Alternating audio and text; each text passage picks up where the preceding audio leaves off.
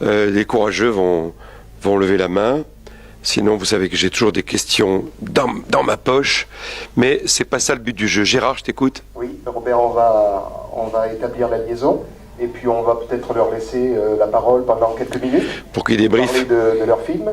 Et on embrayera avec les questions. Voilà, un petit débriefing rapide. Merci. Et préparez vos questions. Fourbissez vos armes. Hop, je reboucle la caméra, et voilà. Rebonjour. Rebonjour. Alors les frangins, bonsoir, plutôt. Vous pouvez nous faire un petit débriefing sur le film avant de commencer le débat. Alors du coup, on peut peut-être dire que depuis 2015, il s'est passé beaucoup de choses. Dans lequel, des choses qu'on verra, qu'on essaiera de montrer dans la suite, qu'on est en train de tourner, qu'on termine de tourner en fait, parce que depuis 2015, il y a un renouveau un peu de cette lutte. Il y a de plus en plus de gens, peut-être une centaine de personnes qui se sont installées sur le territoire. Des gens ont racheté des fermes. Donc voilà, c'est à peu près une centaine de personnes. Et puis il y a eu des choses, des manifestations un peu plus radical dans le sens prendre le mal à la racine aussi. Et donc voilà, on va essayer de montrer ça dans la suite, quelque chose de... Le thème central, ce sera la désobéissance civile en fait. Comment à Bure on a poussé des citoyens, des paysans, des élus même locaux, à devenir plus radicaux. Voilà. Donc ce film on l'a tourné à une époque de notre vie. C'est pour ça qu'on l'a appelé À Bure pour l'éternité. Ça c'est vrai qu'on le dit souvent, mais il y a une partie de... En fait, notre vie a changé quand on a découvert la maison de résistance et cette lutte. Voilà. Il y a une partie de nous qui restera là-bas pour l'éternité. Et si des déchets un jour sont enfuis à Bure, il n'y aura pas que des déchets enfuis là-bas. Il y aura aussi un peu de notre cœur. Voilà. Je sais pas après débriefer. C'est une période de la lutte. Et avant, il y a eu pas mal de manifestations dans les années 90 en Meuse, des milliers de personnes dans la rue. Ce qui, faut le faire en Meuse, l'un des endroits les moins peuplés de France. Et puis il y a eu une sorte de creux de la vague au début des années 2000. Et cette maison de résistance, elle a permis, on va dire, ce renouveau. C'est, comme je vous disais tout à l'heure, c'est une sorte de centre de gravité de la lutte. Et un soutien logistique. Et c'est pour ça qu'aujourd'hui, je ne sais pas si vous avez suivi les événements, mais ça fait la deuxième fois qu'elle s'est fait perquisitionner. Septembre 2017, et là, lors de l'expulsion du Bois-le-Jus, il y a une deuxième. Alors, quand on dit perquisitionner, ça veut dire les gendarmes mobiles sont arrivés à plusieurs dizaines, voire centaines, et ils ont défoncé les portes, etc. Ils ont tout pris. Donc, ils sentent bien que ce lieu est vraiment le centre de gravité de cette lutte. Ça a été il le savait, nous on le savait aussi, si il s'attaquait à la maison, c'était un peu c'est le côté symbolique aussi. D'ailleurs, même les militants qui ont acheté la maison à l'époque, c'était en réponse au fait qu'ils créaient le laboratoire. Savoir que dans le coin, de la population dans le coin, à l'époque, ils étaient contre le projet d'enfouissement de déchets nucléaires, mais c'était pas forcément contre la recherche. Moi, je suis pas forcément contre la recherche non plus. Mais à la création du laboratoire, à la construction l'autorisation et la création du laboratoire, les militants ont décidé de créer justement un lieu en dur qui était la maison de la résistance, justement pour répondre à ce laboratoire. Alors après, on pourrait développer, mais... D'accord. Alors, vous pouvez dire exactement ce qui s'est passé là, il y a une quinzaine de jours, parce qu'on a quand même vu des reportages à la télévision. Depuis 2015, donc il y a eu, peut-être vite fait un historique, c'est qu'en fait l'Andra a démarré des travaux dans le Bois-le-Jus. C'est juste à côté de Bure, entre Bure et Mandres, et il se trouve qu'elle a démarré des travaux illégalement. C'est le tribunal de Bar-le-Duc qui est de Nancy qui ont donné cette décision-là. Donc elle a démarré des travaux, elle a défriché, elle a construit un mur, mais il y a eu très vite une opposition sur le terrain, en fait, une volonté de bloquer ces travaux. Et donc opposition, occupation de cette forêt une première fois, une première expulsion en début juillet 2016. Une nouvelle réoccupation et l'occupation de ce Bois-le-Jus, elle durait depuis, en résumé, août 2016 il y avait des cabanes qui étaient construites dans les arbres, des superbes cabanes collectives, des dortoirs, des choses comme ça qui étaient construits un petit peu comme ce qui se faisait à Notre-Dame-des-Landes. Et donc ça a fait presque un an, enfin plus d'un an et demi d'occupation, été comme hiver, il y avait 20, 30, 40, des fois plus l'été habitants dans ce bois le Jus. Et le 22 février, il y avait la surprise générale, sauf de BFM Télé qui était là dès 6 heures du matin aux côtés des 500 gendarmes. Le bois le Jus a été expulsé, donc il y avait à cette période-là une quinzaine de personnes dans ce bois le Jus. Elles ont été poursuivies, ces personnes, jusqu'à la maison de résistance, et c'est là qu'il y a eu la deuxième perquisition avec arrestation. Et depuis, il y a 2 personnes qui sont toujours en préventive à la prison de Nancy, une pour rébellion, ça c'est ce qui est un petit peu, c'est ce qui est en explosion ces dernières années. La police, elle met souvent outrage et rébellion, un peu pour se faire, les policiers pour se faire un 13e mois. C'est pas moi qui le dis, c'est les avocats, l'avocat du réseau Sortir du nucléaire, notamment. Bref, et une deuxième personne elle est suspectée d'avoir lancé un cocktail Molotov lors de cette expulsion. Donc il y a 2 personnes qui sont en prison actuellement et dans leur jugement. Et puis depuis, il y a des interpellations. Ça durait déjà depuis quelques mois, cette pression incessante. Et il y a eu des interpellations encore avant-hier. Personnes qui ont été interpellées, elles viennent d'être libérées aujourd'hui. Donc c'est vraiment là on atteint l'absurde en fait dans la répression. On pourrait vous parler de cette répression, mais quand on se réveille devant la maison de résistance, il y a des camionnettes de gendarmerie, gendarmes mobiles, les gendarmes mobiles dorment devant. À chaque croisement à Bure et Mandres, il y a des camionnettes de gendarmes mobiles. Les habitants se font contrôler plusieurs fois par jour, ils en ont ras-le-bol. C'est une pression qui est assez impressionnante. Il faut imaginer des hélicoptères, des drones au-dessus de la tête partout. Des gendarmes mobiles à chaque coin de rue, des contrôles, etc. Donc voilà, là actuellement on est dans ce contexte-là. À savoir, moi quand j'étais militant, on avait le passage des petites, les méganes, les voitures de gendarmerie qui passaient pratiquement tous les jours quand il y avait du monde à la maison. Mais les plus grandes fréquentations qu'on a eues quand moi j'étais permanent, c'était 80 personnes dans la maison de la Résistance. C'était juste sur un week-end. C'était pas sur du long terme. Et sinon, on était 5, 10 à l'époque du documentaire, je parle. On était 5, 10 toute l'année, on va dire en moyenne quoi.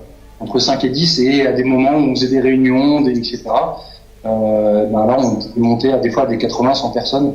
Mais on voyait les gendarmes passer sans forcément avoir la même oppression que là, ils mettent aujourd'hui. Ouais, là, me revient en tête, par exemple, je vous donne un exemple, mais il y a un habitant qui va être cette année au tribunal, un habitant de ce secteur-là, parce que il était en train de faire son jardin avec son fils, et il était filmé par les gendarmes qui étaient au bout de son jardin, et à un moment donné, il en a eu marre, il a juste été les voir, et la a un peu monté, il a dit bon, ça suffit.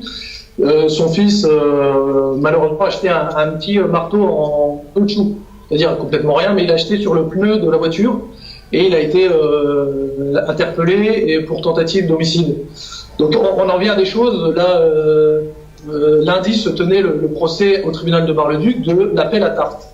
C'est-à-dire qu'il y a un qui était au tribunal parce qu'il avait dans sa voiture, il s'est fait contrôler, il avait un Opinel à couteau suisse, ce que tout le monde a, et une pelle à tarte. Donc c'était considéré comme des armes, là, ça peut être considéré comme des armes, et donc il était au tribunal pour port de, je ne sais plus exactement c'était quoi l'intitulé, donc on atteint là aujourd'hui, on a des dizaines de convocations au tribunal, et c'est absurde. Aujourd'hui c'est une oppression, une répression qui est vraiment absurde. Merci. Alors on va essayer de passer maintenant aux questions de la salle. Donc, chers amis. En ce qui concerne la salle, je vais rallumer. Vous m'entendez bien, Sébastien Oui. Je vais rallumer la salle de manière à ce que on vienne de vous écouter, de vous voir bien tous les deux, et de manière à vous montrer un petit peu le public qui est là ce soir, qui est venu voir votre film. Votre film que personnellement j'ai trouvé équilibré par rapport à notre thématique de ce soir, qui est d'une part le ZAD, une nouvelle citoyenneté. Je pense que on voit très bien cette nouvelle citoyenneté. En tout cas, elle n'est pas nouvelle, c'est une citoyenneté qui s'implante sur cette zone-là. Et puis aussi le discours sur les déchets nucléaires et le nucléaire en général, qui est abordé avec d'une manière assez précise, même si c'est bien équilibré par rapport aux deux choses. La ZAD, les gens qui s'installent sur cette zone-là, et qui ont cette double casquette de à la fois être contre le nucléaire et défendre cette thèse-là, et en même temps proposer sur cette zone un autre mode de vie, une autre société. Voilà, moi je l'ai trouvé vraiment bien équilibré. Voilà.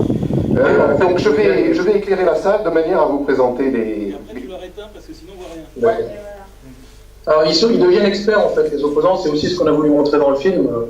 On a c'est presque une maison de formation finalement, la maison de résistance, et finalement ils ont compris que oui, l'opposition elle devait, c'est Roland Desbordes qui le dit bien, elle devait devenir costaud pour être prise au sérieux, et c'est ce que les opposants là-bas ont vraiment un discours qui est, il y a des savoirs, il y a des connaissances qui sont assez importants. Alors juste sur le terme de ZAD, les opposants à Mur refusent un petit peu ce terme parce qu'ils pensent que c'est pas forcément une marque déposée, une marque comment dire, à replacer dans d'autres contextes. En fait, ils préfèrent le terme plutôt que zadiste, de ziradier. C'est-à-dire une zira, c'est la zone d'intérêt. Alors j'avais noté, je n'ai plus. De recherche, non de reconnaissance approfondie. Voilà, zone d'intérêt pour la reconnaissance approfondie, c'est l'ANDRA qui a défini cette zone de 30 km² donc elle comprend les différentes communes qui sont concernées. Elle a défini cette zira, et donc voilà, les opposants préfèrent le terme de ziradier. Après, faut bien comprendre, c'est les réactions par les zadistes de Nantes, de partout en fait, par rapport à, en fait, c'est surtout par l'accaparement par les médias, les médias grand public, France 2, tous en fait, tous les médias en fait. L'accaparement de ces mots qui devient en fait négatif, et c'est pour ça que la plupart des ZAD évite d'utiliser ce mot-là, dans le sens où il est hyper négatif aujourd'hui, il est très négatif de voir d'utiliser ce mot-là aux yeux du grand public. Il faut bien comprendre grand public, hein, c'est pour les gens qui regardent TF1 tous les soirs, etc. Excuse-moi, je t'interromps, Aymeric. Je vous montre la salle et puis on est obligé d'éteindre parce que sinon on vous voit mal. Il y a ces deux projecteurs, comme je vous l'ai dit tout à l'heure, qui sont là et qu'on peut pas avoir à la fois l'éclairage de la salle et les deux projecteurs qui nous empêchent. Voilà, elle n'est pas faite pour ce genre de truc. Alors, Voilà, je la balade là. Chantal, Faites coucou. Faites coucou. Bonsoir tout le monde encore. Bravo. Voilà.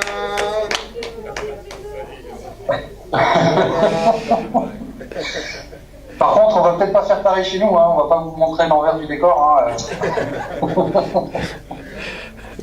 alors, On va éteindre de manière à vous voir. Peut-être que vous ne verrez pas les personnes qui vous posent des questions, mais c'est important. Ce qui est important, c'est la question. Hein, nous sommes bien d'accord. alors, des questions, dans le noir ou dans la lumière, mais des questions. Allez, le premier, il est là. Oui, moi, je voudrais. Oui, je m'appelle Philippe. Il se trouve que notre fils a passé pas mal de temps depuis l'été 2016 à la ZAD, et on est allé leur rendre visite en juillet 2016, un peu de temps après la réoccupation du Bois-le-Jus, et effectivement on avait subi cette pression policière de tous les instants. Et moi je voulais vous faire part d'une réflexion, et c'est est-ce que vous pensez pas que cette forte pression, c'est parce que là il y a un vrai enjeu pour l'industrie nucléaire, c'est que ils ont produit tellement de déchets et ils espéraient il y a 40 ans qu'ils auraient trouvé la solution, mais ils l'ont toujours pas trouvé. Et là maintenant, on voit que il faut qu'ils puissent se débarrasser des déchets pour pouvoir continuer. Et là, le gros enjeu, parce que il y a la poubelle souterraine de Bure, mais ils ont parlé il y a pas très longtemps de construire une nouvelle piscine à côté d'une centrale nucléaire, je crois à Bourges. En fait, l'industrie nucléaire massive française, elle est face à ce problème et ils essayent de mettre ça sous le tapis très profond en priant que ça marche et que tout aille bien pour qu'ils continuent comme avant, quoi. Alors, moi, personnellement, je pense que le porte-monnaie de la France, déjà énergétique, et donc du coup, le porte-monnaie important pour la France, l'un des plus importants, voire le plus important, reste le nucléaire en France. Et il est clair que toutes les solutions du déchet, à partir du moment où l'opposition, il faut bien comprendre que les problèmes de déchets, c'est l'opposition qui l'a mis en avant. Aucunement l'industrie nucléaire a mis en avant le problème des déchets dans l'histoire des déchets nucléaires. C'est les opposants au nucléaire, enfin les opposants, les gens qui ont mis, comme on dit aujourd'hui, avec le mot alerte, les lanceurs d'alerte. Les lanceurs d'alerte, voilà. Les lanceurs d'alerte qui à l'époque, dans les années 70, ont mis en avant le fait de les jeter dans l'eau, et que c'était honteux, etc. Et c'est les lanceurs d'alerte qui ont mis en avant ça. Et c'est seulement à ce moment-là que l'industrie nucléaire a dû réellement se pencher sur ce problème et ils savent très bien que sur le plan leur plan de leur crédibilité face à la population, c'est clair que les déchets restent la question la plus importante en fait. À partir du moment où on n'arrive pas à boucler une boucle d'une production énergétique, et même pour plein de choses en fait, à partir du moment où on n'arrive pas à boucler une boucle, ça reste problématique. Et la facilité de les enfuir en souterrain, c'est justement de résoudre rapidement ce problème en fait. Et faut savoir, on a fait une projection à Lyon où j'avais fait un débat avec Roland Desbordes. Il me disait clairement en fait la solution aujourd'hui on n'en a pas.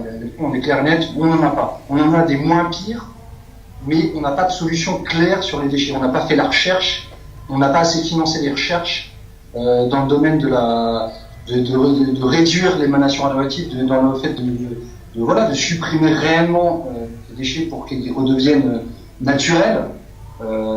Et du coup, c'est je tourne un peu, mais oui, c'est clair et net que on touche au porte-monnaie de la France. C'est-à-dire qu'à partir du moment, il faut savoir que, alors, dans les projets d'enfouissement, il n'y en a que 3 à l'heure actuelle qui sont en projet avancé, etc. Il y a Onkolo en Finlande, Bure en Suisse et Bure en France et en Suède, mais la Suède, le tribunal de l'environnement vient de retoquer ce projet en expliquant qu'il y avait trop de risques. Et l'Australie, qui ont aussi ont été presque au débat public dernièrement en Australie. Vous savez que ces 3 pays, enfin à partir du moment où, même si Onkalo est déjà construit, il commence à enfuir, bien. Le truc, c'est que c'est un manque de relevé qui fait qu'on peut difficilement critiquer Onkalo. À partir du moment où il y en a un qui marchera sur, on va dire, disons 5-10 ans, oui, ça donne la publicité à tous les autres pays qui ont une responsabilité nucléaire de dire voilà, on a réussi à trouver une solution, allons-y, peut-être baisser et puis on y va quoi. Oui, le problème c'est que jusque-là tous les projets d'enfouissement, on va en parler, se sont terminés par des catastrophes. Le dernier au Mexique, aux États-Unis, et c'est vrai qu'en fait, vous avez raison, en fait, vous avez répondu à votre question. Oui, c'est vraiment boucler la boucle. C'est ce qui. Et en fait, les opposants ont eu notamment cette importance-là, c'est de soulever toute la problématique, parce qu'au final, ça aurait pu se faire, ça aurait pu passer comme une lettre à la poste, et au final, c'est pas ce qui s'est passé. Les opposants ont montré les nombreux risques des enfouissements, du centre d'enfouissement de Bure, et des centres d'enfouissement à l'international. Voilà, tous les problèmes, ils ont montré tout ça, et au final, on s'aperçoit que c'est pas si évident que ça, et c'est pas une solution. Il y a toujours pas de solution. Maintenant, voilà, la prise de conscience, elle est de plus en plus importante. Bien sûr, c'est pas non plus les nouvelles infos. Enfin, c'est pas aussi important en termes. Enfin, tant que Bure se fait pas, et si même Bure se ferait, ils iraient difficilement en publicité au public. Et enfin, si peut-être si Bure se fait publiquement, c'est sûr qu'ils se diraient une publicité à l'international pour l'industrie nucléaire. Mais il faut savoir que la question du public en général, de la population en général, elle est difficile parce que c'est le but de l'industrie nucléaire. Quand on allume une bougie, on se pose la question de qu'est-ce qu'on va en faire du reste de la bougie ou du reste de la mèche. Mais le problème du nucléaire, personne ne se pose la question justement des déchets, où est-ce qu'ils vont aller. Enfin, personne. Peu de gens se posent la question, même si la prise de conscience est de plus en plus importante. Et enfin, oui. Après, on peut en parler. Enfin, moi, on peut en parler dans tous les sens pendant des heures. Mais c'est clair, oui. En gros, Bure, c'est l'avenir du nucléaire. Hein, et l'opposition, elle, comme disait un opposant là-bas, c'est constiperait. L'opposition constipe la filière, hein, clairement. Et même la population locale, elle a pris conscience, beaucoup. Faut savoir, enfin, moi je donne l'exemple, j'avais envie d'en parler justement pour aussi entamer le débat aussi sur ZAD, etc. Faut savoir qu'en Lorraine, on a eu France 3 Lorraine qui a interviewé un habitant qui habite juste en face de la maison et qui, moi, enfin, on parlait souvent, même les militants du coin parlaient souvent avec cette personne. Et il faut savoir que France 2, non, c'était France 3 Lorraine, voilà, a retenu dans l'interview qu'elle a donnée à ce monsieur, elle a retenu que les phrases en disant, enfin toutes les phrases qui critiquaient les militants.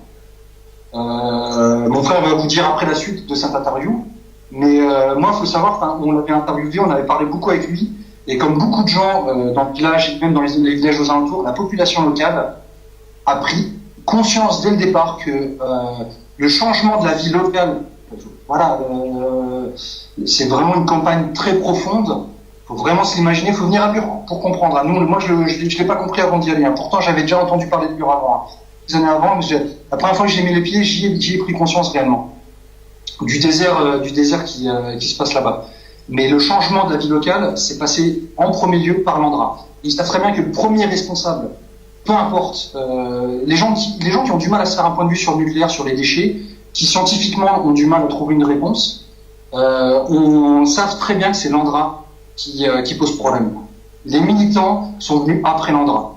Et pour les gens qui sont justement anti-nucléaires dans le coin, ils nous ont tous dit, heureusement qu'il y a eu des militants qui sont venus des quatre coins de la France et du monde entier pour militer contre ce projet, parce que ça a permis à ralentir l'avancée de ce projet.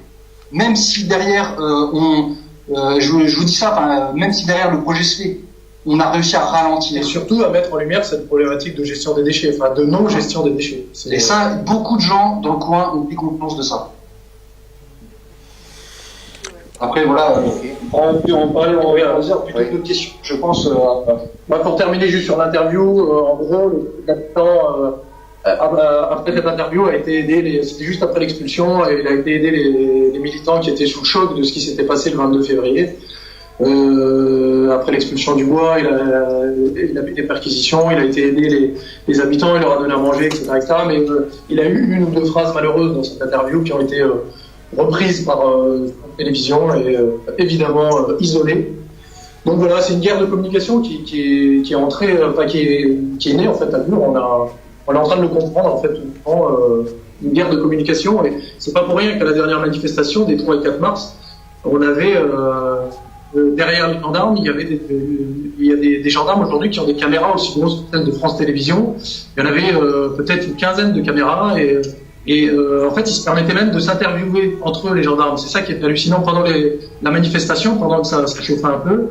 Et donc, les journalistes, enfin les caméramans de la gendarmerie interviewaient les officiers. Enfin, c'était assez impressionnant à voir en fait.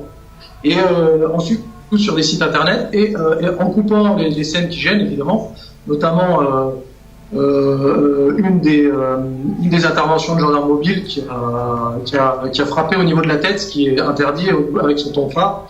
Ça a été soigneusement coupé et France Télévisions a repris cette séquence. Évidemment, il n'y avait pas ce coup de tonfa porté à la tête d'un militant. Enfin voilà, bon, tout ça pour dire que la gendarmerie a compris, l'Andra a compris, l'État a compris que c'était une guerre de communication. On était entré dans une guerre de communication. Parce que c'est vrai qu'en 2016, vous disiez, il y avait l'occupation, réoccupation, et je pense que là, ils ont complètement foiré leur communication à cette époque-là, notamment avec l'intervention des vigiles de l'Andra. Là, France Télévisions avait fait un excellent reportage pour expliquer qu'ils étaient complètement hors la loi, ces vigiles. Ils avaient des armements qui étaient complètement interdits, c'était des vigiles de défense du bois, et ils avaient des gants plombés, ils avaient des manches de pioche, et ils frappaient au niveau de la tête. Ils procédaient également aux interpellations pour les gendarmes, ce qui était complètement fou. Et donc France 3 a montré tout ça. S'en est suivi la démission du laboratoire, enfin du directeur du laboratoire, et la démission du préfet de la Meuse. Voilà, bref, donc pour tout ça pour dire que c'est vraiment, on est rentré dans une guerre de communication. Il y a aussi une répression qui est là. C'est clairement un enjeu, l'enjeu du 21e siècle, cette mur, c'était un... Non, enfin, je termine juste là-dessus, à savoir le service d'ordre de sécurité à l'époque était intégré au service d'ordre de la gendarmerie. C'est-à-dire que normalement, un service d'ordre privé de l'Andra doit être à l'écart, en retrait, et les premières lignes doivent être celles de la gendarmerie. Or, là, ils étaient à côté, on les voit, ce qu'avait mis en image France 3. Ceux qui n'ont pas vu, hein, parce que c'est peut-être passé que sur France 3, Lorraine, je crois, hein, c'était pas passé sur France 3 National. Et on voyait clairement les gens qui avaient des boucliers de la gendarmerie, pour certains, pas tous, hein, pour certains, d'autres qui avaient des casques de la gendarmerie, mais qui avaient un bâton, voilà, comme disait mon père, un bâton de pioche, un bâton de pelle pour enlever la neige ou autre, hein, peu importe. Mais ils avaient ça clairement et ils tapaient. Enfin, il n'y avait pas de souci. Hein, ils allaient en première ligne, ils allaient plutôt sur les côtés et voilà. Sur un moment c'était une après-midi, c'était sur l'expulsion, je crois, c'était en 2015, 2016 ou non 2017. Et juste pour terminer là-dessus, la patronne, enfin, on est bavard, hein, faut nous arrêter. Voilà. Non, mais ça nous va. La nouvelle patronne des vigiles en France, ça date de début mars. Elle vient d'EDF et d'Areva. Coïncidence, hasard. Merci. Gérard? Oui. Est-ce qu'il y a des questions dans la salle? Questions? Oui. Oui, tu as vu? Il y avait une main levée tout à l'heure. C'est Isabelle qui vous parle. Oui, bonsoir. Moi, je voudrais savoir s'ils ne vont pas à Bure, où iront-ils ces déchets?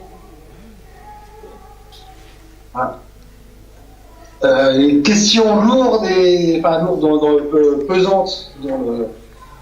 pesante dans la réponse. Je pense que Roland Desbordes pourra mieux répondre que nous, mais de ce que je me souviens du débat qu'on avait suivi à Bure, c'est que Roland Desbordes nous avait dit qu'aujourd'hui il n'y a pas de solution claire et précise. C'est-à-dire que aujourd'hui l'enfouissement en souterrain qui a plus de 100 mètres, plus de 50 mètres, a prouvé son inefficacité par les incendies, les implosions, par tout ce qui pouvait rejeter dans l'eau en Allemagne. Je pourrais en citer des dizaines de problèmes de sites d'enfouissement en terrain. Les autres solutions, entre guillemets, que lui trouvait un peu plus probables, un peu plus intéressantes, c'est de les garder en surface. En subsurface, on est à moins 15 mètres. C'est-à-dire qu'il y a juste 15 mètres à creuser s'il y a un problème. Au moins, on peut les avoir sous les yeux. On peut voir s'il y a un problème et les avoir sous les yeux. Et pouvoir réagir derrière. Alors que, comme l'exemple qui a été donné tout à l'heure, le projet 8 aux États-Unis, au Nouveau-Mexique, où il y a eu un incendie à moins 300 mètres, ou moins 500 mètres, je sais plus, moins 500 mètres, l'intervention, elle se fait pas tout de suite. Et pour vous expliquer juste une chose scientifique, faut savoir que c'est l'être humain qui peut y intervenir et pas la machine. La machine, à l'approche d'une certaine température provoquée par une trop grosse radioactivité, fait que, donc un incendie ou autre, peu importe, fait que les câbles fondent, le carbone contenu dans les câbles fond, et du coup la machine arrête d'avancer. Du coup après c'est à l'être humain d'intervenir. Et c'est là où ça devient problématique concernant le sous-marin, c'est que à partir du moment où la machine ne peut plus, c'est l'être humain. Et l'être humain qui est enfermé dans une mine, entouré de radioactivité, entouré de chaleur. Et c'est là où ça devient encore plus problématique. Alors que si il y a ce problème-là dans un entrepôt, on peut vite intervenir, au moins balancer de l'eau, au moins, arrêter un incendie plus rapidement qu'en et pas demander à des gens qui sont prêts à payer de leur vie, comme les liquidateurs à l'époque de Tchernobyl, des gens qui ont fermé le coffrage et qui ont enlevé la poussière du coffrage du coffrage de Tchernobyl. On peut encore trouver ces images-là sur Internet. Risquer leur vie payer de leur vie, clairement, c'est pas risquer, mais payer de leur vie, parce que ces gens sont morts de la radioactivité, non pas de vieillesse, c'est loin de là le cas, et c'est là où ça devient problématique en fait. C'est sur la question de si un accident, qu'est-ce qui se passe? Et aujourd'hui, le souterrain fait que on a une mauvaise gestion d'un accident que en subsurface ou en surface.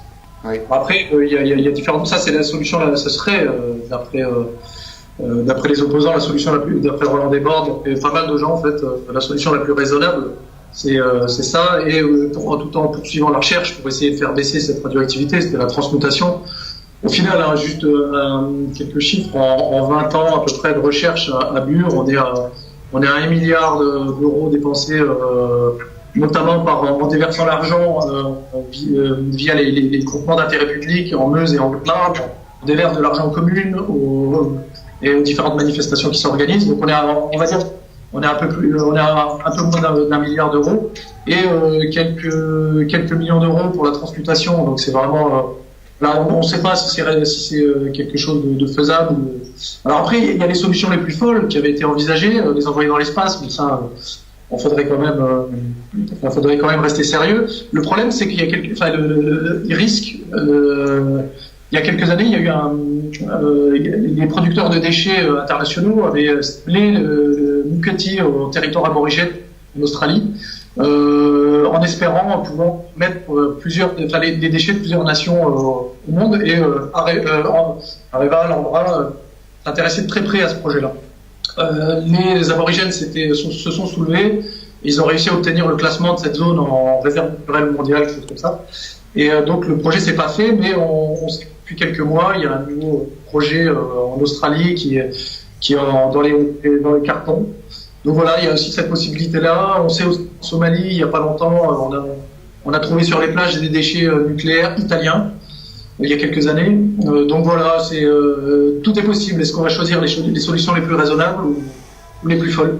Et à savoir, le stockage, c'est une solution temporaire, d'où le mot stockage. C'est-à-dire que c'est une solution temporaire. C'est-à-dire que le problème de l'émanation radioactive des déchets n'est pas résolu. Et c'est là où, clairement, la question et d'ailleurs, même à Bure, ils sont amusés sur réversibilité, sur tout ce jeu de langage, Landra, etc. Enfin, Landra, ou maintenant, comment il s'appelle? Non, Landra, tout s'appelle toujours Landra, c'est Areva qui a changé de nom. Ah, pardon. Non, oui. Voilà, c'est des solutions temporaires. C'est-à-dire qu'on peut entreposer et gérer au cas où. Maintenant, la solution d'émanation radioactive, elle reste totalement présente. On a été voir moi j'étais voir le député qui habite dans notre village, on a été voir avec des copains, on n'est pas à Bure, hein, là, à l'heure actuelle on n'est pas du côté de Bure, on est plus de la frontière luxembourgeoise, peu importe, on a été voir un député, et il posait justement la question des solutions, etc. Et clairement, on lui a dit, ça reste que du temporaire, ça reste, moi, l'idée que j'avais dit à ce moment-là, c'est aujourd'hui pourquoi dans l'école des mines on essaie, ou des gens qui sortent de l'école des mines. Il faut savoir que l'école des mines, c'est les ingénieurs du nucléaire, les travailleurs nucléaires sortent beaucoup de l'école des mines. Pourquoi dans cette école, qui a l'air d'être plus spécialisée sur le nucléaire, pourquoi on s'intéresserait pas à motiver les élèves à chercher des solutions? Ça ne veut pas dire qu'ils les trouveraient, mais au moins tenter. Tenter, ça veut dire au moins, on peut être fier d'avoir tenté les choses. Alors que si on ne fait rien et qu'on fait juste de l'entreposage, qui soit en souterrain ou en subsurface, on fait juste vite fait gérer les choses. L'enfouissement, c'est vraiment une catastrophe partout. Et il y a eu un éboulement, vous l'avez vu en janvier 2016 à Bure aussi, faisant un mort et un blessé sérieux, alors que les galeries il n'y a toujours pas de déchets. Donc il est même pas ouvert le centre. Là, on va expliquer que c'était des expérimentations. Bon, ça commence à coûter cher ces expérimentations. Et les exemples à l'heure dans le monde ne suffisent pas en fait. Donc ils avancent tête baissée. Donc il y a des possibilités en dehors de l'emplissement à profondeur, va-t-on les dire. Merci. J'ai une deuxième question. Une deuxième question, Isabelle. On sait que Est-ce qu'on vous entend bien? Pas assez. Bien près le micro. Oui. oui, j'ai une deuxième question parce qu'on sait que certaines choses dangereuses sont acceptées par la population pour des raisons financières, de l'emploi et tout ça. Est-ce que dans la région de Bure, c'est le cas? Est-ce qu'il y a des gens qui sont quand même pour ces enfouissements de déchets par rapport à l'emploi et aux finances? Ah, faut que tu montres bien. Ah bah oui, en fait, vous le voyez à l'envers, donc c'est dommage. Non, c'est bon. Il est à l'endroit. À l'endroit. À l'envers, hein, c'est ça. Hein. Non, il est à l'endroit. Non, c'est bien à l'endroit, c'est bien à l'endroit. Ah d'accord. C'est bien à l'endroit, bah Attendez, attendez, on vous apparaît à l'envers. Mais en résumé, en gros, l'Andra, Trop près, recule. elle verse via ces groupements d'intérêt public dont on parlait, 30 millions d'euros en Meuse et 30 millions d'euros en Haute-Marne, en compensation de ce laboratoire pour l'instant.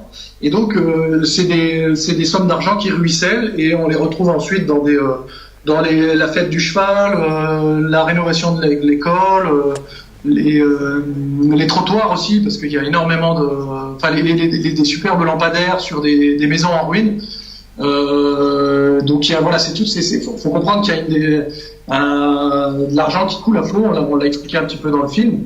Et donc c'est très difficile. Il y a eu des gens il y a beaucoup de gens qui ont pensé que ça allait être le développement, que ce laboratoire allait en même temps entraîner le développement économique de la région.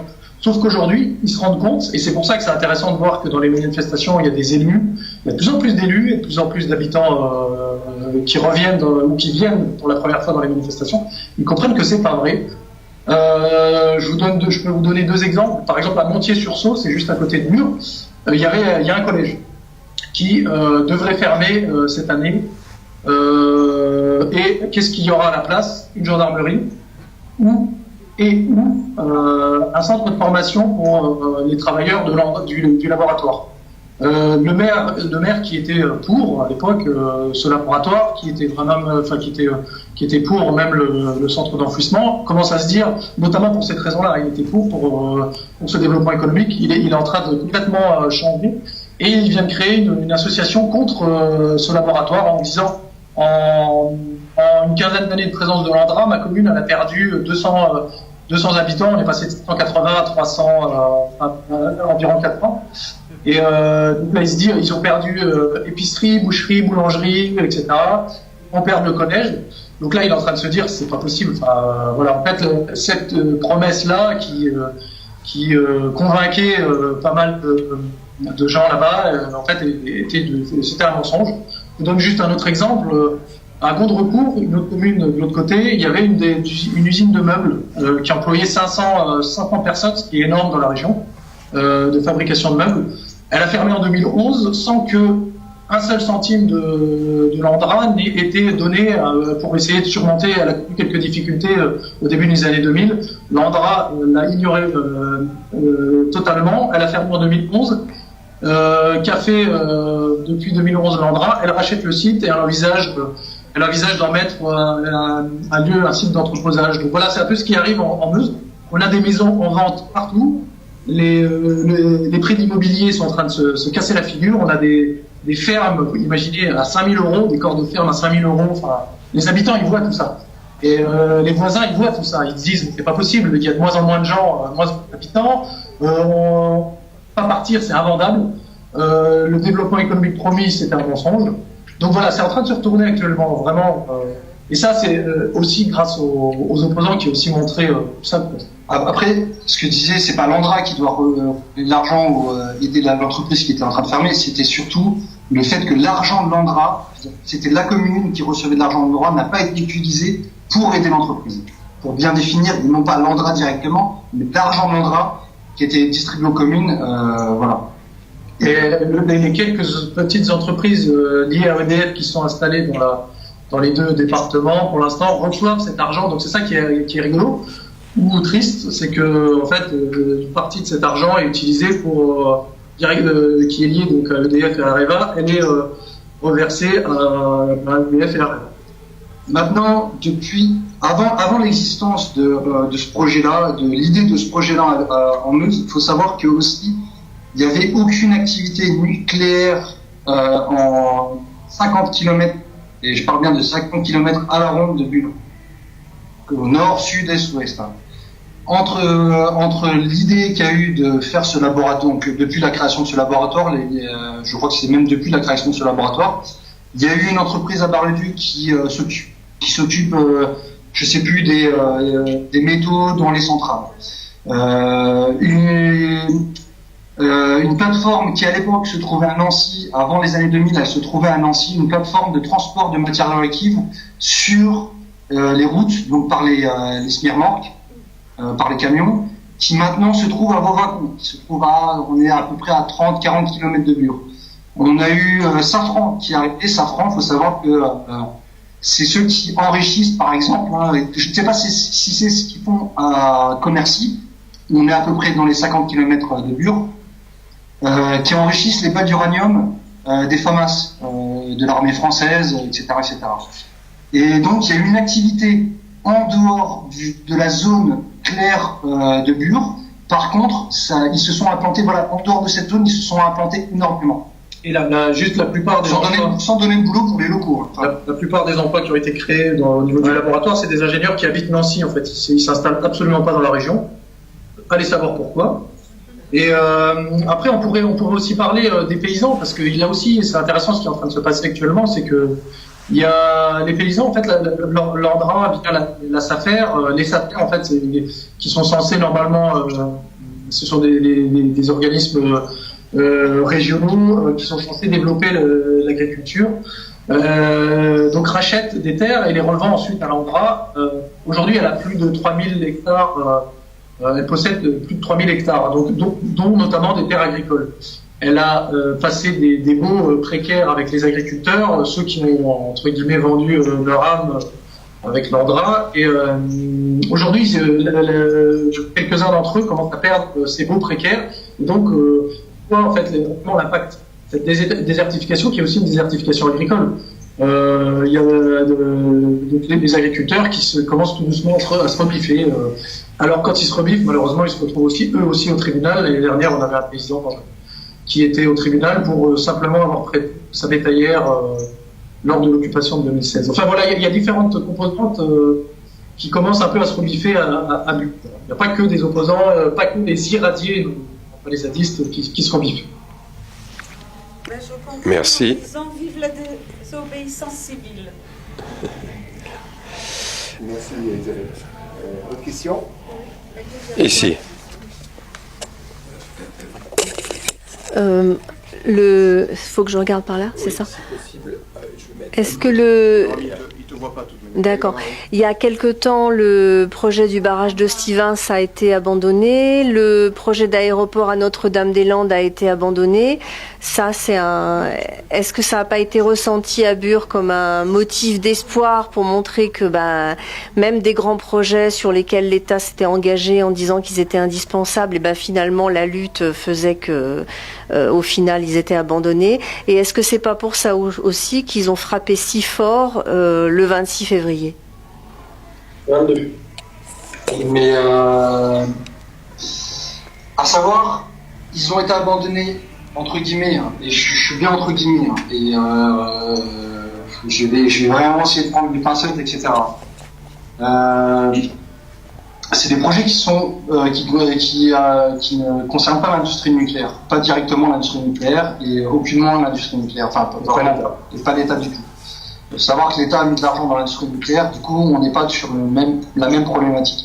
Le nucléaire, c'est l'État. Maintenant, nous, on voit ça comme une victoire, mais un vide, parce que de savoir qu'il y a un 151e ou 178e, peu importe le chiffre, aéroport qui se construit pas, ou un barrage ou autre, peu importe, qui se fait pas, c'est positif dans le sens où on essaie un peu plus de réfléchir on essaie déjà de faire attention à la population locale, ce qui est déjà, on essaie d'écouter un peu plus les revendications locales. C'est positif. Maintenant, lui, c'est positif aussi pour Bure, parce que c'est aussi des partages, des gens qui sont partis à droite et à gauche, des amis qui sont partis à la ZAD, je sais que je suis parti à la ZAD, etc. Donc ces échanges-là, j'espère aussi de voir ces gens venir ici parce qu'on on a apporté un coup de main là-bas aussi. Et de voir tous ces échanges-là et de voir que cette prise de conscience générale fait qu'on peut avoir des résultats. Maintenant, on est loin d'avoir on n'est pas face au même problème, même pas face au même problème, mais on n'est pas face aux mêmes personnes, instruments du gouvernement. Là, on a l'armée. Faut savoir qu'il y a Saint-Dizier, on est à 1 heure de Saint-Dizier, à Bure, et faut savoir qu'ils peuvent lancer la bombe nucléaire à Bure. Hein. On peut armer les avions de... Peu importe. Dans tous les cas, on a l'armée à côté, ils s'amusent. On a eu des Super Pumas, on a eu des moyens qui sont été démesurés face à l'époque, on n'était qu'une centaine, 200, 300 quand on faisait une action la nuit. Et encore, on faisait quoi? On faisait péter des pétards du 14 juillet. Et c'était rien d'autre. Et on a eu un Super Puma qui vaut 15 000 € l'heure. On n'est pas dans les mêmes moyens. Même si à la ZAD, il y avait un hôtel à la ZAD de Nantes, il y avait un hôtel qui était alloué entièrement pour la police depuis 2012, je crois. Il y avait un hôtel qui était payé par le gouvernement, entièrement que pour la police et la gendarmerie, etc. Tous les corps d'intervention. Mais là, on n'est pas face à une problématique dans le sens où c'est pas le même budget et pas les mêmes intérêts qui sont joués. Parce que là, il y a un bataillon de gendarmerie qui vient d'être installé l'année dernière, il y a quelques mois, à demeure en fait au laboratoire. Et on a quelque chose comme 8 gendarmeries à 20-30 km. Là, on n'est pas dans le même contexte, hein, vraiment. Donc, ça a été, considéré comme une victoire, mais pas une victoire totale, en fait.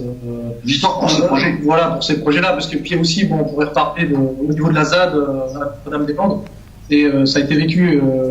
Moi, j'y étais début février. C'est une demi-victoire finalement, parce que le projet de vie qui était porté et qui est toujours porté sur la zone à défendre de Notre-Dame-des-Landes, il est aujourd'hui toujours menacé finalement, parce que les agriculteurs qui avaient vendu leurs terres à Vinci à l'époque essayent de revenir aujourd'hui. Les personnes qui ont construit des bergeries, des brasseries, qui occupent encore toujours des terres, en fait, elles sont menacées d'expulsion. C'est fin mars. Le gouvernement a donné jusqu'à fin mars aux zadistes pour partir. Donc c'est pas une victoire totale, c'est une demi-victoire. Et c'est vrai que c'est pour ça que c'était le 10 février. C'était il n'y avait pas une ambiance folle non plus à Notre-Dame-des-Landes. Mais après, c'est vrai, ça peut donner l'impression, ça peut donner de la motivation et de se dire que finalement, avec une mobilisation, mais encore une fois, à Bure, on n'est pas à 40 000 personnes à chaque regroupement. Hein. À Bure, il y a l'année dernière, pour les grosses manifestations, c'est 1000 personnes. Donc voilà, même si la convergence d'élites s'est opérée, s'il y a des zadistes ou des opposants qui viennent de toute la France, voilà, on est encore loin, les opposants sont encore loin d'avoir gagné à Bure. Il y a une question concernant la maison de Bure. Qu'est-ce qu'elle est devenue ces jours-ci? C'est très difficile aujourd'hui. Là, on va pas vous mentir. Depuis quelques mois, il y a une tension terrible, parce qu'il y a une tension terrible, une répression qui est féroce sur les militants. Je vous disais, il y a des dizaines de personnes au tribunal. C'est assez affolant, qui prennent des peines de prison avec sursis, qui prennent des interdictions de territoire, etc. Enfin, faut le vivre. Hein. Donc il y a une grosse. Elle a perdu, la maison de résistance, elle a perdu un peu de cette légèreté qu'on voit dans le film, en fait. Et c'est terrible de voir ça. Donc elle résiste toujours. Hein. Il y a toujours alors il y a plus de personnes aujourd'hui, peut-être 30 ou 40 personnes qui vivent aujourd'hui à demeure. Mais l'ambiance est un peu plus difficile. Donc il y a d'autres fermes qui sont achetées à Mandres, à Biencourt, juste à côté. Et c'est plutôt, on va dire, l'esprit qu'on retrouve dans ce documentaire, on le retrouve aussi un peu plus dans ces fermes-là. Il y a des dizaines de personnes qui sont installées. Il faut savoir qu'il y a eu une multiplication de gens. Alors, un truc que je voulais dire au début, au début du débat, c'est de parler de Gorleben en Allemagne. Il faut savoir que là-bas, ils ont eu le même projet de Bure il y a plusieurs dizaines d'années. Et la lutte a mis 15 ans à se réveiller, et au bout de 15 ans, ils ont réussi à réinvestir la campagne, à refaire vivre la campagne. Alors, refaire vivre la campagne, c'était pas non plus de refaire vivre avec des grosses entreprises, hein. C'était de refaire des boulangeries, de refaire des métiers artisanaux. Et ils ont réussi à refaire vivre sa campagne. Il faut savoir que maintenant, la campagne qui se trouve à côté de Korleben, donc c'est à peu près au sud-est de Berlin, on est à peu près à 1 heure de route. Hanovre, on est à peu près au sud de Hanovre, à peu près à 1 heure de route. Il faut savoir que cette région-là, c'est la première productrice de bio d'Allemagne. Tous les magasins bio reçoivent principalement des produits qui viennent de cette région-là. Ça a été ça a été lancé pendant une quinzaine d'années dans le coin de Gorleben. Ça a été le seul, entre guillemets, je mets bien des guillemets, ça a été une victoire, une demi-victoire, on va dire. C'est que ils ont réussi à avoir le refus d'enfouir les déchets en souterrain, mais par contre, ils ont un entreposage en surface, donc ils ont quand même l'arrivée des déchets en surface, mais ils ont interdiction de les enfouir. Et c'est une victoire dans le sens où, sur la problématique des déchets, on les garde quand même en surface, donc on peut les avoir sous les yeux. Et derrière ça, il y a aussi une impulsion locale qui s'est faite. Et nous, ça a toujours été l'exemple de Gorleben par rapport à Bure et par rapport même à tous les autres lieux de lutte, c'est de redonner une vie locale pour essayer de réellement montrer que le coin n'est pas mort, le coin vit et n'a pas besoin de cette industrie qui avec un projet qui ne sert à rien. Et, c'est ce qu'on montrera dans la suite. En fait, il y a des projets qui sont vraiment beaux, l'escargot, l'épicerie, du pain, du maraîchage, etc. Donc il y a vraiment une redynamisation grâce aux opposants. Et en fait, la maison de résistance, elle continue à jouer Alors, encore une fois, je vous dis, elle a perdu de sa légèreté. Hein, ne soyez pas surpris en allant là-bas d'être un peu regardé avec suspicion, parce que évidemment, ce milieu est infiltré et en plus subit une répression terrible. Et en plus, elle s'est fait perquisitionner violemment 2 fois. Voilà. Mais elle continue à jouer son rôle d'accueil, tant bien que mal, et de gens qui... cette première étape d'implantation à Bure et dans ses environs reste la maison de résistance, et ensuite les gens s'installent dans des appartements, des fermes qui vont racheter collectivement, etc. Et ça, c'est une victoire. Hein. Localement, moi, quand j'étais permanent en 2014, jamais j'aurais pu m'imaginer. Il y a plein de gens qui m'ont demandé ça quand j'y suis retourné là, il y a quelques mois. Ça fait longtemps que j'y suis pas retourné, mais il y a quelques gens qui m'ont demandé ça en fait. Est-ce que tu pensais qu'à l'époque il y aurait eu autant de gens? Mais jamais en 2014 je me serais imaginé qu'il y aurait eu autant de gens en fait, que la suite de tout ce qui était impulsé, pas par moi, hein, mais par tous les militants d'avant, de toute l'histoire de Bure, parce que on n'est pas sur 2-3 années de lutte, on est sur comme la ZAD de Nantes, on est sur plusieurs dizaines d'années de lutte, de voir que dans tous les cas il y a quand même du positif, et même si derrière on est sur des constats assez négatifs sur pas mal de choses, il y a quand même du positif et des gens qui ont envie de faire des choses. Comme vous voyez les copains, les frères From qu'on voit dans les Fromons qu'on voit dans le documentaire, ça lâche pas en fait, ils sont pour là et ils réussissent de plus en plus dans leur exploitation. C'est pas la vie tout rose non plus tous les jours, mais ils réussissent de plus en plus à montrer l'exemple que le bio, que des logiques locales et des logiques plus intéressantes sont viables dans le coin de Bure et prennent sens en fait. Et pas que dans l'agriculture, et dans d'autres métiers aussi. Hein. Merci, il y a une question ici. Une question sur l'impact de votre film, qui est très intéressant, qui est court et qui parle bien. L'impact de votre film depuis que vous l'avez fait, est-ce que vous pouvez en dire quelque chose? Est-ce que vous sentez que ce film peut dynamiser une réaction ou de la résistance ailleurs qu'à Bure? Espérons, on approche la centaine de projections, espérons, on croise les doigts. Alors après ça joue aussi pas que au niveau des films, il y a des livres, il y a un livre qui vient de sortir d'ailleurs de journalistes, La Bataille, d'ailleurs on va vous le montrer. Il est très intéressant, c'est la bataille du nucléaire, donc on a Gaspard et Andrea qui font le tour de France actuellement pour le présenter. Ça aussi c'est très intéressant, il y a différentes modes de communication, d'information. Et oui, on espère. Faut savoir que des films, c'est pas le seul. Hein. Même des bouquins, on peut vous en remontrer un autre, celui-là, qui était... ah non, oui, enfin, il y a eu aussi celui-là, mais celui de Corinne aussi. Il y a eu des bouquins, des films. Il y a pas que nous, en fait. Hein. Il y a eu énormément de choses qui sont faites.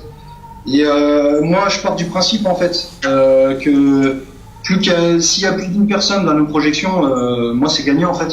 Enfin, plus de 0 personne, pour moi, c'est gagné. À partir du moment où une personne est informée, elle va peut-être en parler à côté, j'espère, et c'est la première des façons la plus importante des façons de lutter, c'est de parler, de communiquer, de se réengager, de se reprendre les sujets importants en main.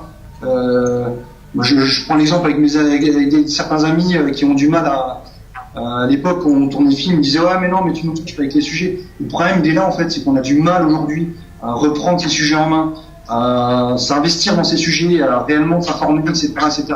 Et ça se fait de plus en plus. De plus en plus de gens sont informés. Je vous donne l'exemple, dans le documentaire, on a interviewé Camille Girard, qui est l'ancien maire de la commune de Pécriche à Luxembourg. Maintenant, il est secrétaire d'État au Luxembourg. Et depuis, au développement durable au Luxembourg, faut savoir que le Luxembourg a mis en pression la France sur des réponses de dossiers par rapport à Cattenom. C'est-à-dire que c'est des pressions qui sont faites. Peu importe le résultat, peu importe le principe, c'est déjà il était aussi au courant de Bure, il était aussi sensibilisé contre Bure, mais peut-être que ce film-là a permis à ce que lui, il s'approprie un peu plus cette question. Et plein de gens en fait qui viennent même à la maison. Moi, je vous donne l'exemple, le meilleur exemple que j'ai, c'est une personne que j'ai pas connue à l'époque. Qui était passé un peu de temps avant moi, en 2012. Enfin, c'était en 2012, je crois, et qui savait pas quoi faire de sa vie. Il y a un jeune qui était perdu à l'époque et qui s'est dit, voilà, je arrive à la maison, je fais la cuisine. Je sais pas quoi faire de ma vie, donc je vais faire la cuisine, je vais couper les oignons, etc. Et cette personne a trouvé sa vie et est devenue pâtissier. Mais ouais, je suis un peu hors sujet, mais oui, enfin, après, ce qu'il y a aussi une chose en 2017 qui a eu un impact, c'est la violence de la répression, en fait. Notamment la perquisition de la maison de résistance en septembre, ça a été un traumatisme pour les habitants et ça a été vraiment médiatisé. Et depuis septembre, en fait, on s'est aperçu qu'il y a plusieurs dizaines de comités, on en est à 80, quelque chose comme ça, à travers la France, qui se sont créés, comme à Notre-Dame-des-Landes, donc c'est intéressant. Donc il y a peut-être même film, on espère, et il y a aussi d'autres choses qui font que cette lutte elle est en train de reprendre, explose en fait tout simplement. Ah ouais. Oui, c'est sûr que. D'autres questions dans la salle?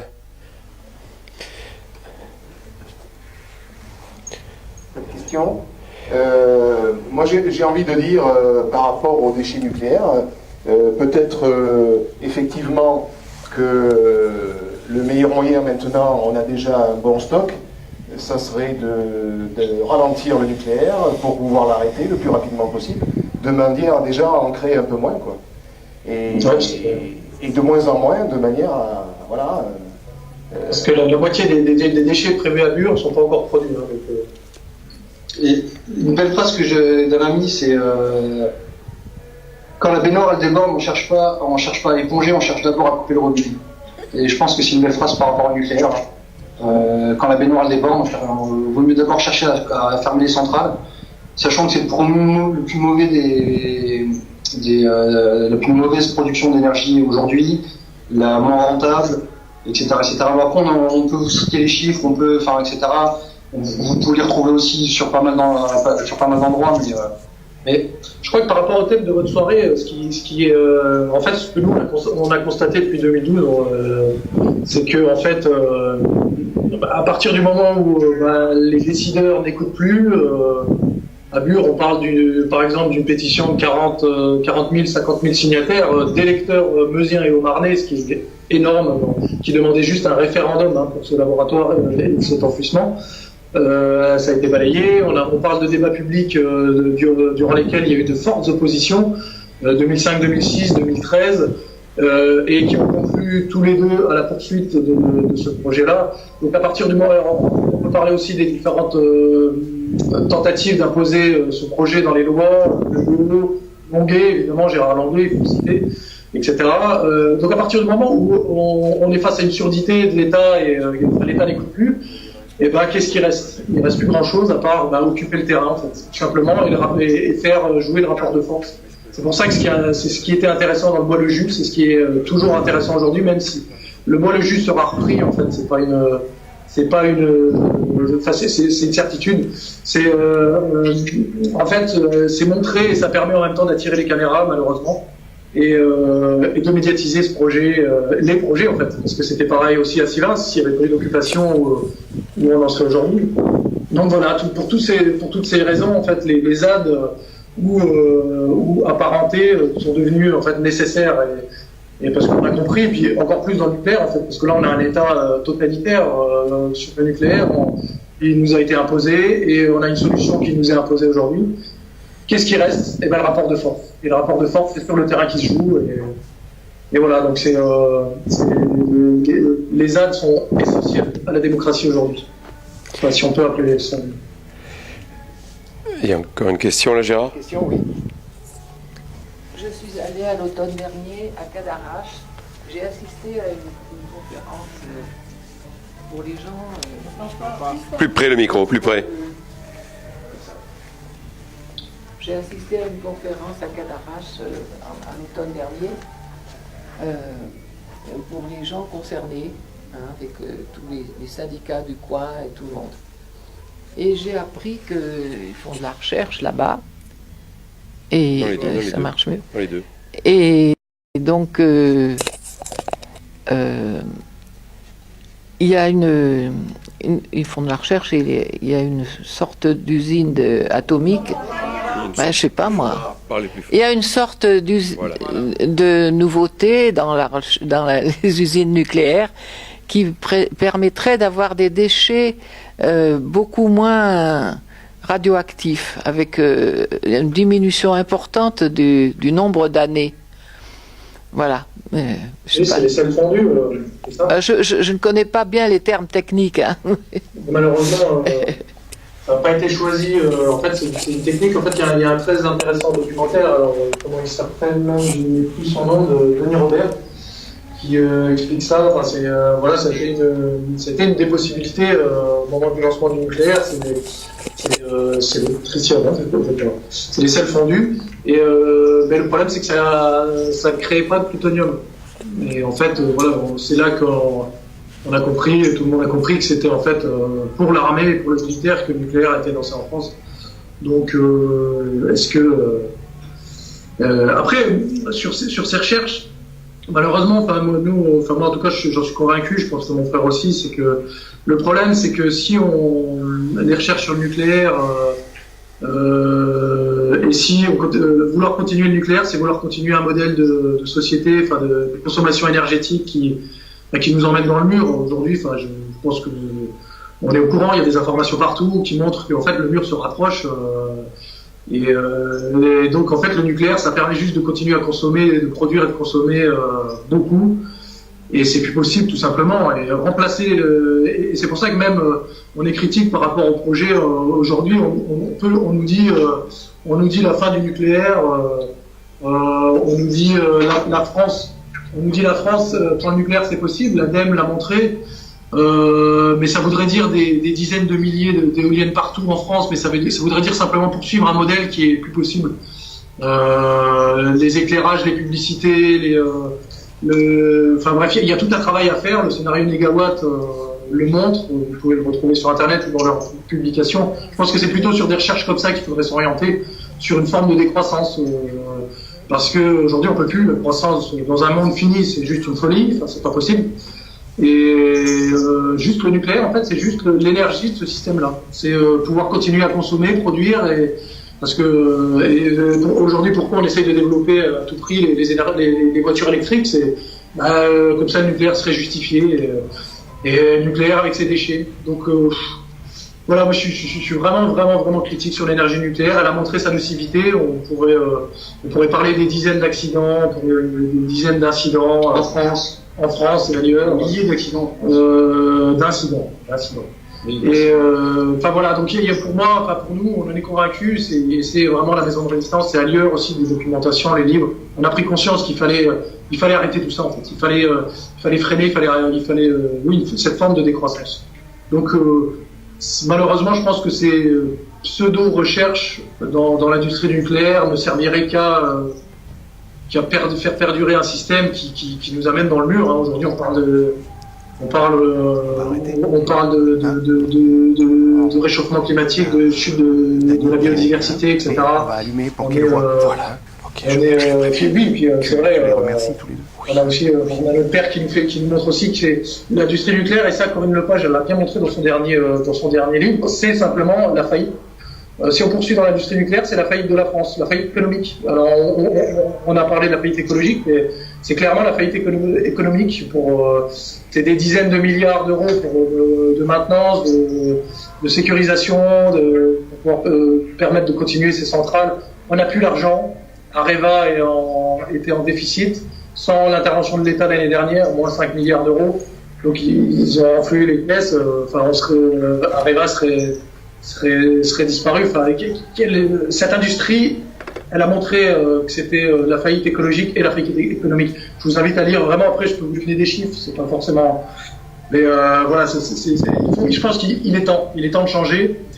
Il est temps de réduire notre consommation, il est temps d'isoler nos bâtiments, il est temps d'éteindre ces publicités qui fleurissent partout, il est temps d'arrêter tous ces... Bon, alors là, on est en Skype via Internet, c'est bizarre de le dire, mais je pense qu'il est temps d'arrêter tous ces appareils électriques et d'essayer de vivre plus simplement. C'est ce qu'on a essayé aussi de dire dans notre documentaire, dans la parole à cet évêque. Et en fait, c'est aussi ça que montrent les opposants à Bure, c'est qu'ils peuvent vivre tout simplement, on peut vivre simplement, retrouver du lien social. Enfin bon, bref, voilà. Je m'évade. Mais à savoir, pour tout ce qui est, si vous cherchez des réponses scientifiques sur le projet ou sur le nucléaire, sur le projet de CIGEO ou sur le nucléaire, vous retrouverez, vous avez la CRIRAD, vous avez aussi le réseau de sortie nucléaire, vous avez plein d'informations.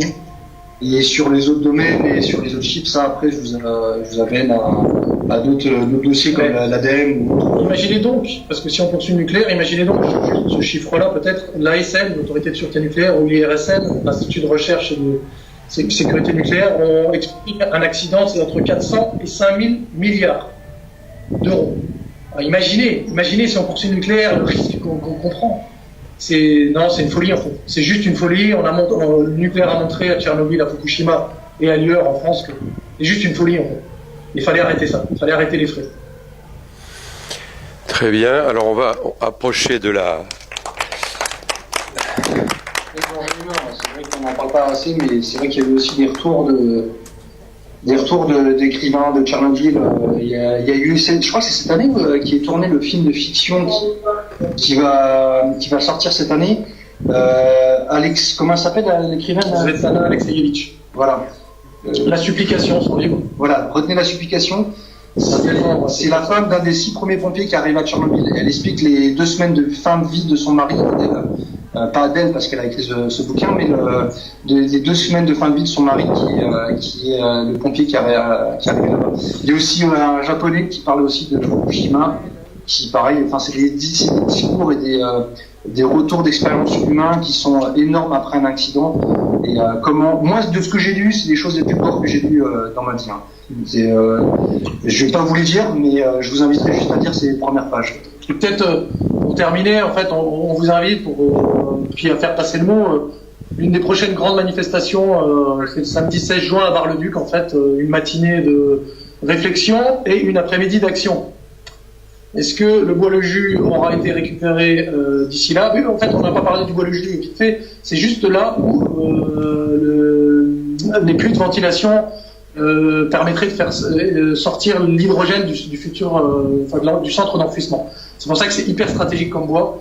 Le bois est bloqué, le centre d'enfouissement est bloqué, et c'est des millions et des millions d'euros supplémentaires pour ce projet-là. Donc voilà, si le bois-le-jus n'est pas repris d'ici là, peut-être qu'il le sera le 16 juin. Et ça se passe à Bar-le-Duc. Vous avez des informations sur vmc.camp, vous avez toutes les informations de Bure au quotidien, tout ce qui se passe en temps et en heure, et les articles sortent pratiquement dans les heures qui suivent les événements. Et vous avez tous les chiffres aussi. Vous avez aussi les vidéos que vous avez sur votre blog, je sais plus comment il s'appelle votre blog. Il a un compliqué, il suffit de taper Ciné Débat Citoyen, l'orgue, et vous y arrivez. Vous trouverez des vidéos sur Bure, voilà, sur les dernières manifestations. Sébastien et Emeric nous ont transmis des mini-vidéos de 5-6 minutes sur l'actualité récente de Bure. Et nous n'avions pas le temps de les passer ce soir, bien entendu, mais vous pouvez les consulter sur notre blog. Elles sont dans la boîte, comme on dit. Ouais. Puis, il y a le documentaire 100 000 ans sous nos pieds, enfin, il y a différentes choses, mais bon, on est trop bavard, Alors justement, on va mettre un terme à notre débat, puisque le temps passe. En tout cas, on va déjà vous remercier énormément pour ce que vous nous avez apporté ce soir. On aura plaisir à vous suivre et on continue à échanger. Vous pourrez donner des infos, si vous avez des liens à transmettre à Gérard par mail, parce que nous, on va ensuite faire un article sur notre blog. Hein. Voilà. Alors, nous, on a une habitude ici et on a un grand plaisir, c'est d'avoir un ami, un fidèle, qui, après chaque ciné-débat, nous offre, et va vous offrir ce soir, un slam. C'est un poète, c'est Dany, le slam en rose. Et donc, vous allez pouvoir entendre et voir notre ami slammer. Viens ici, Dany, à toi. Merci. C'est là qu'il faut regarder. Oui. On va voir une petite lumière bleue là-bas. Oui, bonsoir à vous, bonsoir au public évidemment. Moi j'ai habité la Meuse il y a 40 ans, ça fait longtemps, c'est tant mieux parce que ça n'a pas l'air joyeux là-bas. Bon alors ce que j'ai écrit, c'est par rapport à ce que j'ai entendu, ce que vous avez dit ou ce que le public a dit, voilà. Des murmures à Bure au mur. Nous n'irons plus au bois, les flics nous ont virés. On gêne l'hydrogène. La Zira, ah ça zira, ça zira, ça zira. Le nucléaire, on le fuira. Le nucléaire, on s'en passera. Pas en fuir, fuir, fuir. Bure, je fais des trous, des petits trous, je suis l'enfouisseur de l'Andra. Seulement, il y a un ictus. L'Andra nous enterrera. France, t'es des gendarmes, utopie en képi. Et vigile les L-A-I-D, par balle, vigilé par balle. Déchets, ou déchets, avec un X. Déchets de vigne, devine, je suis pas devin. T'as pas 1 milliard d'euros, Argent dans de beaux draps de l'Andra. Paysan et la SAFER, laissez faire le désert. Bure, en anagramme, c'est rebut, c'est rébut. Le rébut, c'est plutonium, c'est plus toi, homme. Voiture électrique, court-circuit pour le nucléaire, le nucléaire disjoncte, ce qui devait arriver arriva. Bure, c'est pas les Mériques, c'est Sébastien et Émeric. Tiens le bon hibou et nuit d'hibou. Résistons, espérons, restez debout. Merci. Merci les amis, bonne soirée, à bientôt. Allez. À bientôt dans la Meuse alors. À bientôt dans la Meuse, voilà. À bientôt à Bar-le-Duc. Et bientôt à l'ordre peut-être, puisque tu as quelqu'un que tu connais chez nous. Hein, je pense à Christiane Olivier. Ah oui, c'est vrai. Voilà, tu viendras faire un tour avec elle. Là. Ça marche. Allez, au revoir. J'espère retrouver le slam sur internet aussi, hein, il est excellent. Il y sera. Ah, ben écoute, Dany va nous le proposer, va nous le donner et on te l'envoie. Il n'y a pas de problème. Merci les amis. Plaisir aux copains, ça leur donnera chaud au cœur sur des moments compliqués, donc oui, on veut bien le slam. Allez, à bientôt. Au revoir. Au revoir. Et merci. Merci beaucoup. Alors n'oubliez pas, dimanche 25 mars à la Tomette à Salerne, la prochaine soirée au niveau de la solidarité migrant avec toutes les associations locales de la Dracénie. Donc c'est à 14h Gérard, c'est ça 18h.